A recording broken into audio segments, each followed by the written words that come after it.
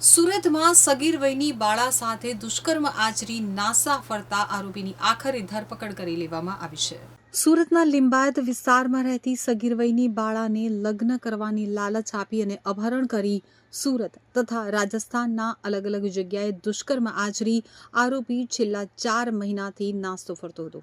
દરમિયાન સુરતની લિંબાયત પોલીસે આરોપી મોનુ ઉર્ફે કાર્તિક રામપ્રસાદ ચૌધરીને ઝડપી પાડ્યો હતો. પોલીસે રાજસ્થાનના જયપુર જિલ્લાના દુધુ ગામ ખાતે આરોપીને પકડી અને કાયદેસરની કાર્યવાહી હાથ ધરી હતી. વધુમાં આરોપી ખૂબ જ શાતિર દિમાગનો હોવાથી અને પોતે પોતાનું રહેણાંક તથા મોબાઈલ નંબર સતત બદલતો રહેતો હતો. તો અગાઉ આરોપીની તપાસ અર્થે 2 ટીમ ગઈ હતી, જે બંને ટીમને ચકમો આપીને આરોપી નાસ્તો ફરતો હતો. તો દરમિયાન આખરે લિંબાયત પોલીસની ટીમે આરોપીને ઝડપી પાડી કાયદેસરની કાર્યવાહી હાથ ધરી છે. સુરત શહેરના લિંબાયત પોલીસ સ્ટેશન ખાતે થોડા દિવસો અગાઉ એક ગુનો નોંધવામાં આવ્યો હતો કે જેમાં પોક્સોની કલમ એડ કરી અને એક નાની દીકરી છે એની સાથે રેપ કરનાર વ્યક્તિ છે એની ધરપકડ માટે પ્રયાસ પોલીસે શરૂ કર્યા હતા. જેમાં આરોપીનું નામ મોનુ ઉર્ફે કાર્તિક રામપ્રસાદ ચૌધરી છે. તે મૂળ રાજસ્થાનનો રહેવાસી છે અને અભ્યાસ કરે છે. આ જે છોકરો છે એ આ દીકરીના સંપર્કમાં ઇન્સ્ટાગ્રામ અથવા અન્ય કોઈ સોશિયલ મીડિયા મારફત આવ્યા હોવાનું જાણવા મળ્યું છે. જે છોકરો છે ખૂબ જ શાતિર દિમાગનો હતો અને એને પકડવા માટે અગાઉ પણ 2 વાર જુદી જુદી ટીમો ગઈ હતી, પરંતુ કોઈને કોઈ રીતના પોલીસને થાપ આપી દેતો હતો.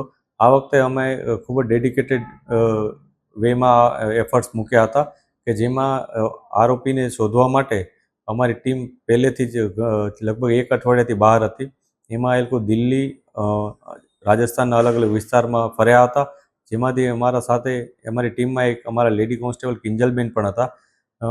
જ્યારે આરોપીનું ફાઇનલ ઇન્ફોર્મેશન અમને મળી કે એ દુધુ ગામમાં, જે જયપુર જિલ્લામાં આવેલું છે, ત્યાં રહે છે અને અત્યારે ત્યાં જ છુપાયો છે.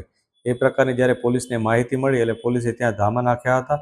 ત્યાં જઈ અને પોલીસે 2 ટીમો બનાવી હતી. એક ટીમ જે આરોપીનું શંકાસ્પદ નિવાસસ્થાન હતું ત્યાં ગઈ હતી કે જ્યાં એ છુપાઈને રહેતો હતો, અને એક ટીમ જે આરોપીનું પોતાનું ઘર છે ત્યાં રહેતા હોવાનું જેની અમને માહિતી હતી ત્યાં મૂકવામાં આવી હતી. જ્યારે પહેલી ટીમને સફળતા ન મળી એટલે કન્ફર્મ થઈ ગયું હતું કે એ પોતાના ઘરમાં જ ક્યાંક છુપાયેલો છે. એટલે પોલીસે તરત જ ત્યાં રેડ કરી હતી. રેડ દરમિયાન અમને સ્થાનિક પોલીસે ખૂબ જ મદદ કરી અને રેડ દરમિયાન જ્યારે અંદરથી દરવાજો બંધ હતો એના ઘરના આંગણાનો, ત્યારે અમારા લેડી કોન્સ્ટેબલ કિંજલબેન દિવાલ કૂદીને અંદર ગયા હતા અને છોકરો જ્યારે ભાગવા ગયો ત્યારે એને દોડીને એ સીડીઓથી ભાગવા ગયો હતો. તો દોડી અને સીડીઓ ચડીને એને પકડી પાડ્યો હતો અને પછી પકડી અને ત્યારબાદ અંદરથી દરવાજો ખોલી અને વિગતવારની ધરપકડ કાર્યવાહી કરી હતી. એટલે આ ખૂબ જ ચેલેન્જિંગ હતું, કેમ કે અન્ય જિલ્લામાં જઈ, અન્ય સ્ટેટમાં જઈને આવી રીતના એક સાહસપૂર્વક કામ કરવું એ ખરેખર સારી બાબત છે. અમારા લેડી કોન્સ્ટેબલે ખૂબ જ મહેનત કરી હતી એમાં. જી સર, આરોપી આટલો શાતિર હતો કે પોતાનો મોબાઈલ નંબર અને રહેણાંક વિસ્તાર પણ બદલતો હતો. હા, જે આરોપી હતો એ પોતાનો મોબાઈલ નંબર બંધ કરી નાખ્યો હતો. એટલે જે મોબાઈલથી એ જે ભોગ બનનાર દીકરી છે એના સંપર્કમાં હતો એ મોબાઈલ એને બંધ કરી દીધો હતો અને ત્યારબાદ પોતાનું જે નિવાસસ્થાન છે ત્યાં પણ રહેતો નહોતો. ક્યારેક અન્ય જિલ્લામાં જતો રહેતો, ક્યારેક બીજા કોઈ રાજ્યમાં જતો રહેતો. આ પ્રકારની પોલીસને વારંવાર માહિતી મળતી હતી. છેલ્લે જ્યારે અમે નેરો ડાઉન કર્યું ત્યારે કન્ફર્મ થયું હતું કે હાલ એના પોતાનું જે ગામ છે ત્યાં જ છે. પરંતુ અગાઉ એકવાર અમારી ટીમ ગામમાં પણ ગઈ હતી. ગામમાં ગઈ હતી ત્યારે એના ઘરે કોઈ નહોતું. એનો મતલબ એવો હતો કે એ આસપાસ જ હતો, પરંતુ કોઈને કોઈ રીતના પોલીસ આવી અને એને માહિતી મળી જતા એ ત્યાંથી નીકળી ગયો હતો. ત્યારબાદ આ વખતે અમે નેરો ડાઉન કરીને એના 2 સ્થાનક એના હતા કે જ્યાં એ હોવાની સંભાવના હતી.